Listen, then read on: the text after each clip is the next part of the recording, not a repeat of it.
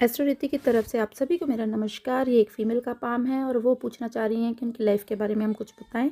तो सबसे पहले हम देख लेते हैं। ये देखिए, ये इनकी हृदय रेखा है, ये जाके इस पर्वत से पे जा रही है। दूसरी इनकी अगर हम देखें तो ये इनकी ब्रेन लाइन है, ये थोड़ी सी नीचे को जा रही है। ये दिखाता है कि ये जो इंसान है थोड़ा सा टेंशन लेते हैं, थोड़ा ज़्यादा सोचते हैं अपनी लाइफ के बारे में।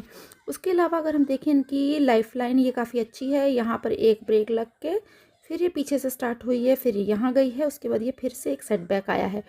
तो ये इंडिकेट करता है कि एट अराउंड अगर हम इनका कैलकुलेट करें तो 33 की एज में इनकी लाइफ में चेंजेस आएंगे।